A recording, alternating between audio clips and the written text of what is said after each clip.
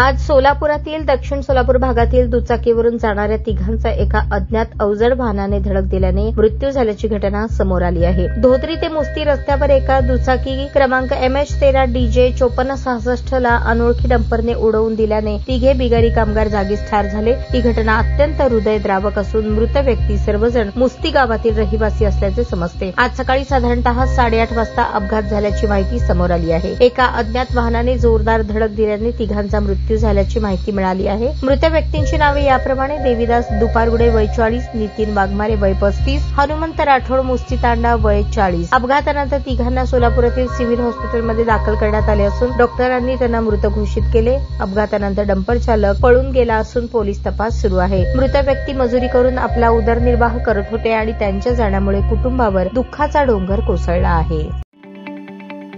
ताज्या बातम्या पाहण्यासाठी प्राईम महाराष्ट्र न्यूज चॅनलला सबस्क्राईब करा।